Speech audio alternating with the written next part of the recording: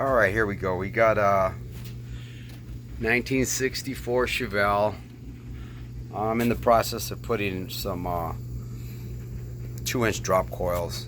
The ones that were in it were kind of sagged out, so I don't really expect it to be that much lower, but hey, maybe an inch would be cool. Anyways, here we go.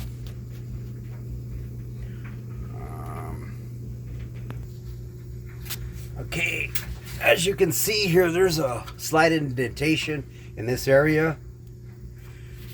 So when you put your coil spring in there, it's also got a piece on the bottom that's kind of got to line up with everything.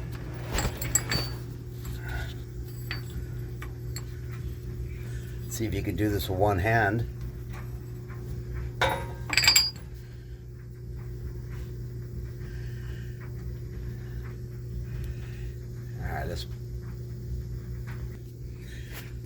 Okay, so what I did was I didn't tighten up the bolt on the bottom perch, still loose. Took a floor jack and lifted up the diff. I have to go up a little bit more so I can connect the shock.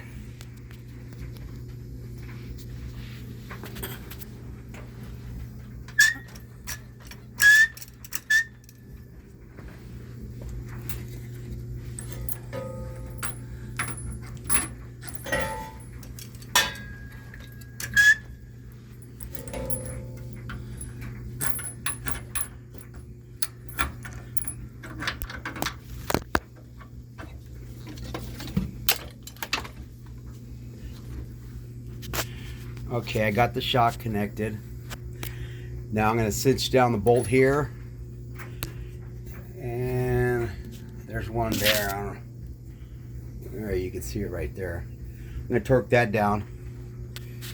And be right back. Okay, I got it all back together there. One thing I did notice with those KYB shocks is they're a little bit shorter. That being said, makes it a little bit more difficult to put your tires up on there because as you can see, it's kind of like tucked up in there. So they will go back in. The other side was kind of a pain in the neck. Maybe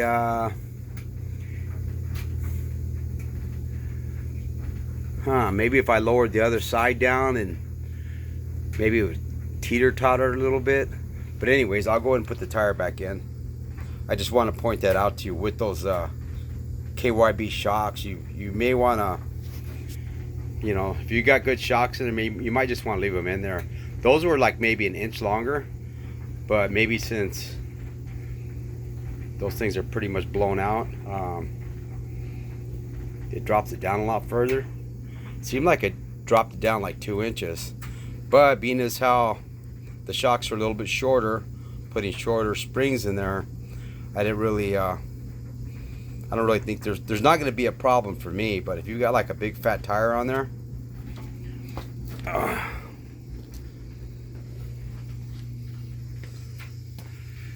let's say you got something like that going on, and you want to lower it, yeah, you may need the extra space in there.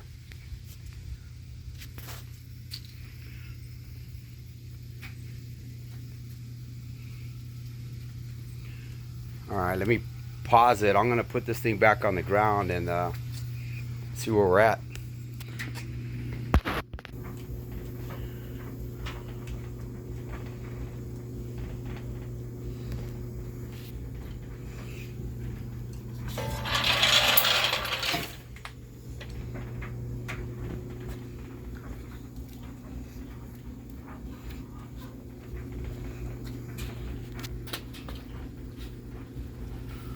Alright, when I started out, I was like 17 inches.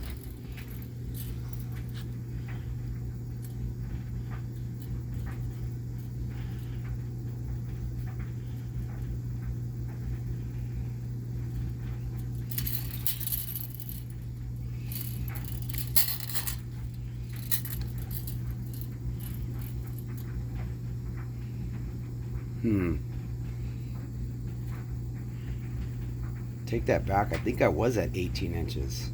I was trying for 17. Let's see what the other side's at.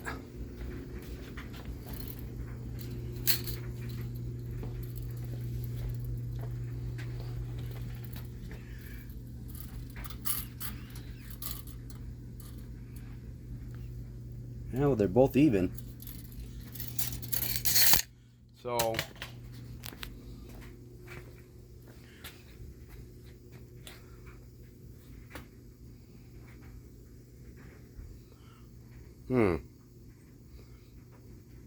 I guess them saggy coils were 2-inch droppers, man. So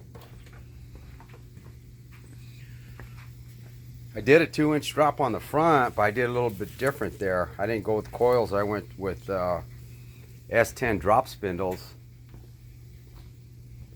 The reason why I went with the S10 drop spindles as opposed to the regular standard drop spindles because the S10, well, S10s, they came with, on the older ones, they came with 14-inch tires. So the metric setup, I mean, G-bodies also came with 14-inch tires and hubcaps.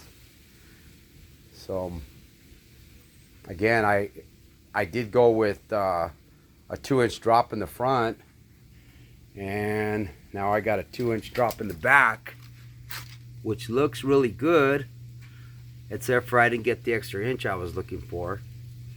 So just point that out to you. If you got saggy coils and you buy drop coils, you might just end up with the same ride height. But you know, being as how I replaced the shocks in the back and put new coils, hopefully the ride itself will improve, because it was real kind of bouncy. Anyways, that's what you get, man. Good luck.